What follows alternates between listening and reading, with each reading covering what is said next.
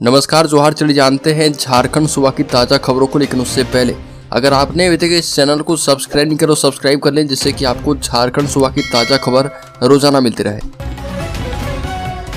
सबसे पहली बड़ी खबर, पलामू में औषधि रूलबुक का उल्लंघन किया जा रहा। 8 दवा दुकान 1 माह के लिए निलंबित कर दिए गए हैं। स्वास्थ्य विभाग के संयुक्त निदेशक औषधि सह पलामू प्रमंडलीय क्षेत्रीय अनुज्ञापन पदाधिकारी सुजीत कुमार ने यह कार्रवाई की है और बताया कि जिले के औषधि निरीक्षक की जांच रिपोर्ट के आधार पर यह कार्रवाई की गई है। सरकार की गाइडलाइन के विपरीत इन दवा दुकानों को संचालित किया जा रहा था और कई दुकानों में घोर अनियमितता पाई गई है, जिसके कारण 1 माह के लिए सभी दुकानों को सस्पेंड कर दिया गया है। बड़ी खबर, मान सम्मान के लिए 12 अक्टूबर को रांची में झारखंड आंदोलनकारियों का महाजुटान। पुष्कर महतो ने कहा कि राज्य भर के झारखंड आंदोलनकारी अपनी मांगों और मान सम्मान के लिए 12 अक्टूबर को राजधानी रांची में जुटेंगे।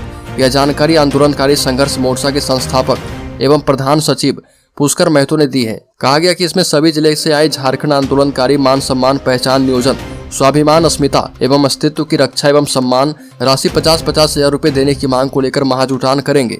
पुष्कर महतो ने कहा कि महाजुटान में भाग लेने वाले प्रत्येक झारखंड आंदोलनकारी को सम्मान पत्र देकर सम्मानित किया जाएगा और इस कार्यक्रम में विशेष रूप से विधायक मथुरा प्रसाद महतो शामिल होंगे। बड़ी को रांची में नहीं रुक रहा डेंगू का कहर, लगातार बढ़ रहे मरीज। सबसे खतरनाक स्थिति है इस इलाके में।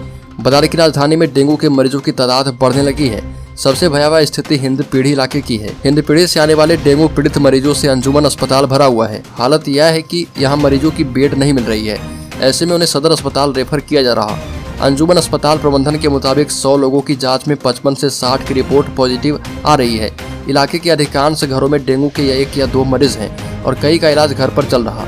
वहीं समृद्ध लोग निजी अस्पतालों में इलाज करवा रहे हैं। हालांकि सरकारी आंकड़ों में डेंगू पीड़ितों की संख्या कम बताई जा रही है। इधर राज्य में डेंगू के 23 नए मरीज मिले हैं और इनमें पूर्वी सिंहभूम में 14, दुमका में 5, धनबाद में 3 और पाकुड़ में 1 मरीज की पुष्टि हुई है। बड़ी खबर, बीजेपी के प्रदेश अध्यक्ष बाबूलाल मरांडी ने हेमंत सरकार पर साधा निशाना। बीजेपी के प्रदेश अध्यक्ष बाबूलाल मरांडी संकल्प यात्रा को लेकर देर शाम बोकारो विधानसभा क्षेत्र पहुंचे थे। चास स्थित विस्थापित चौक पर बोकारो विधायक बिरंची नारायण के नेतृत्व में उनका स्वागत किया गया था और संकल्प यात्रा को लेकर बाबूलाल मरांडी ने बोकारो विधायक के आवासीय कार्यालय में प्रेस वार्ता को संबोधित किया और इस दौरान उन्होंने कहा कि राज्य की जनता हेमंत सरकार में सुरक्षित नहीं है।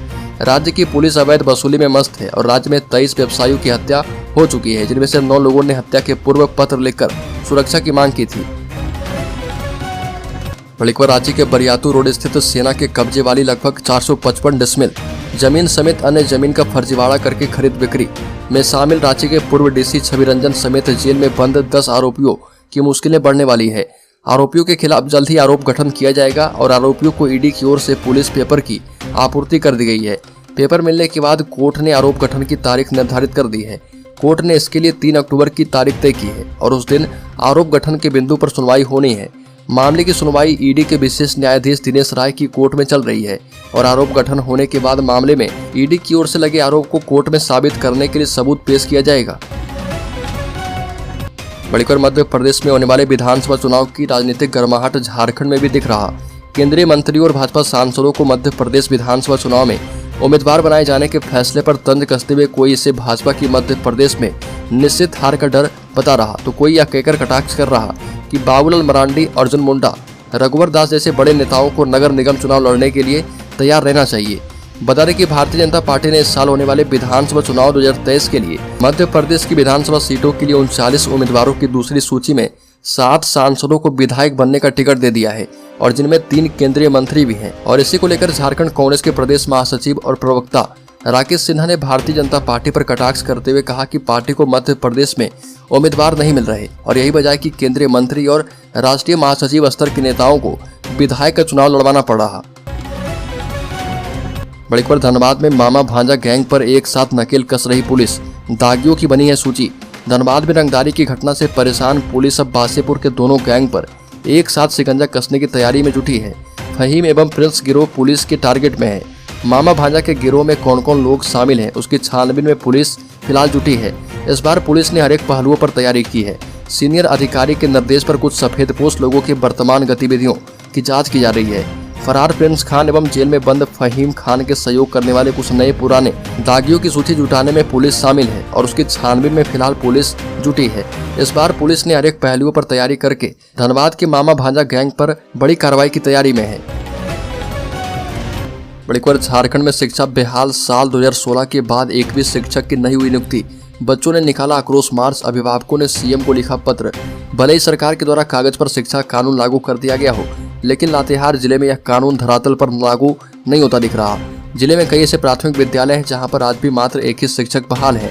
ऐसे में बच्चों को गुणवत्तापूर्ण शिक्षा मिल पाना लगभग असंभव है और इन्हीं मुद्दों को लेकर लातेहार के मनिका प्रखंड मुख्यालय पर प्रसिद्ध अर्थशास्त्री प्रोफेसर जया धीरेन्द्र जी के नेतृत्व में विरोध प्रदर्शन निकाला गया। दरअसल मनिका की प्राथमिक विद्यालय जमुना में 120 बच्चे पढ़ते हैं और सभी को शिक्षा प्रदान करने की जिम्मेदारी केवल एक शिक्षक के कंधों पर है। फिलहाल झारखंड में शिक्षा की हालत साल दर साल बिगड़ती जा रही है। एक ओर शिक्षक रिटायर हो रहे तो दूसरी ओर हाईकोर्ट ने शिक्षक नियुक्ति पर रोक लगा दी है।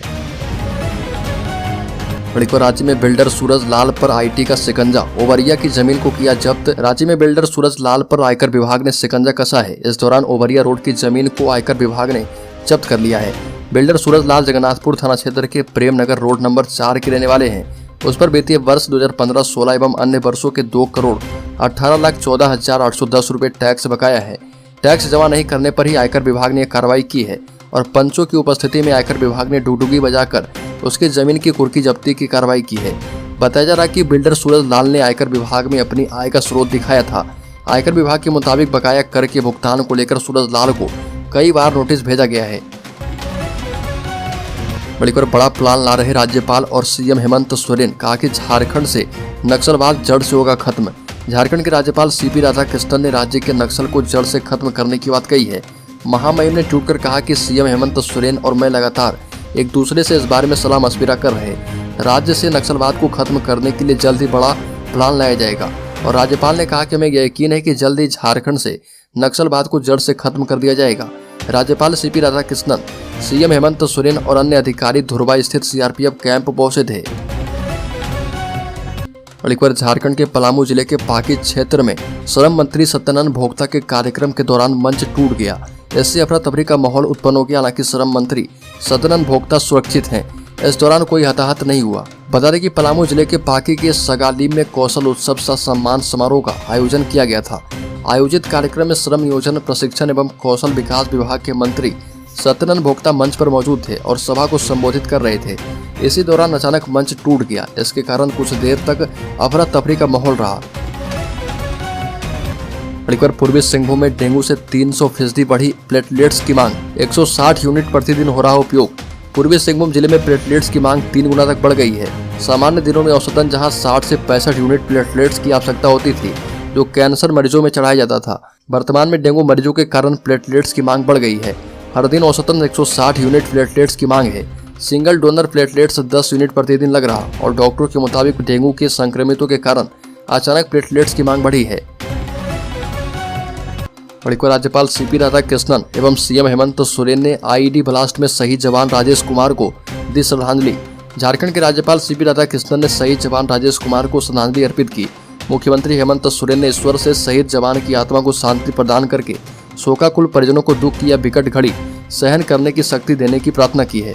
मुख्यमंत्री हेमंत सोरेन ने कहा कि राज्य को नक्सलवाद से मुक्त करने के लिए हमारे बहादुर जवान राजेश कुमार ने अपना सर्वस्व न्यौछावर किया। इनका बलिदान पूरा राज्य सदैव याद रखेगा।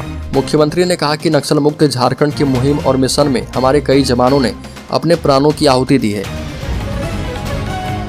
भाजपा के प्रदेश अध्यक्ष बाबूलाल मरांडी के द्वारा संकल्प यात्रा के 6ठे चरण में बोकारो के सेक्टर 12 स्थित मैदान में जनसभा को संबोधित करते हुए केंद्र की मोदी सरकार के द्वारा किए जा रहे कार्य की जानकारी उपस्थित जनसमूह को देने का काम किया गया। वहीं हेमंत सरकार पर बाबूलाल ने जमकर प्रहार किया। मरांडी ने उपस्थित जनसमूह में मौजूद महिलाओं को संबोधित करते हुए कहा कि देश के प्रधानमंत्री मोदी ने देश की मातृ शक्ति को पहचानने का काम किया है। यही कारण है कि लोकसभा और विधानसभा में 33% महिलाओं को आरक्षण देने के लिए कानून बन चुका है। और ये भी कहा कि नवरात्र शुरू होने वाला है, इसमें माँ दुर्गा की आराधना की जाती है। हम कह सकते हैं कि माँ दुर्गा हम लोगों की डिफेंस मिनिस्टर भी हैं। और आगे कहा कि उसके बाद लक्ष्मी की पूजा होती है और हमारे देश की वित्त मंत्री निर्मला सीतारमण है। 3.5 करोड़ की टी शर्ट और 33 लाख की टॉफी बांटने में गड़बड़ी, हाईकोर्ट ने मांगी है जांच की स्टेटस रिपोर्ट। झारखंड हाईकोर्ट ने राज्य सरकार से वर्ष 2016 में राज्य स्थापना दिवस के मौके पर 3.5 करोड़ की टी शर्ट और 33 लाख रुपए के टॉफी के वितरण से जुड़े मामले की जांच की स्टेटस रिपोर्ट मांगी है। सामाजिक कार्यकर्ता पंकज कुमार ने हाईकोर्ट में एक PIL दाखिल करके टी शर्ट एवं टॉफी वितरण के नाम पर भारी गड़बड़ी का आरोप लगाते हुए इसकी जांच करने की मांग की। इस पर सुनवाई करते हुए चीफ जस्टिस संजय कुमार मिश्र की अध्यक्षता वाली खंडपीठ ने सरकार से मामले की जांच की प्रगति के बारे में जानना चाहा। पिछली सुनवाई में राज्य सरकार की ओर से कोर्ट को बताया गया था कि इस मामले को लेकर एंटी करप्शन ब्यूरो में प्रारंभिक जांच दर्ज करके मामले की जांच की जा रही है। बड़ी खबर, राज्य में 6 महीने में राज्य के सभी अदालतों और न्यायिक संस्थानों में दिव्यांगों के लिए सुविधाएं मुहैया करवाया जाएगा। बता दें कि झारखंड हाईकोर्ट ने राज्य के सभी सिविल कोर्ट, कंज्यूमर कोर्ट और जुडिशियल फोरम में 6 महीने के अंदर दिव्यांग के लिए व्हील चेयर, रैंप और स्पेशल स्टाइल के टॉयलेट की व्यवस्था करने के निर्देश दिए हैं। और people union of civil liberty की ओर से दायर जनहित याचिका पर सुनवाई करते हुए चीफ जस्टिस संजय कुमार मिश्रा की अध्यक्षता वाली खंडपीठ ने राज्य के मुख्य सचिव को इस निर्देश का अनुपालन सुनिश्चित करने को कहा। बड़ी खबर, एक्शन में आया धार्मिक न्यास बोर्ड, पहाड़ी मंदिर के बाद अब हिंदू महावीर मंदिर पर नजर है, दिए गए जांच के आदेश। पहाड़ी मंदिर प्रबंधन समिति के बाद अब झारखंड राज्य हिंदू धार्मिक न्यास बोर्ड की नजर अब हिंदू स्थित महावीर मंडल मंदिर संचालन समिति के चुनाव पर है। न्यास बोर्ड वहां जल्द चुनाव करवाना चाहता है। नवगठित पहाड़ी मंदिर प्रबंधन समिति का विवाद अभी थमा भी नहीं है कि एक और विवाद शुरू हो गया है। झारखंड राज्य हिंदू धार्मिक न्यास बोर्ड ने हिंदू स्थित महावीर मंडल मंदिर संचालन समिति के चुनाव को लेकर मिली शिकायत की जांच के आदेश देकर एक नया विवाद शुरू कर दिया है। आम लोगों की शिकायत पर झारखंड राज्य हिंदू धार्मिक न्यास बोर्ड ने जांच की जिम्मेदारी बोर्ड के सदस्य राकेश सिन्हा को दिया है। रिपोर्ट मिलने के बाद जल्द ही हिंदू स्थित महावीर मंडल संचालन समिति का चुनाव करवाया जाएगा।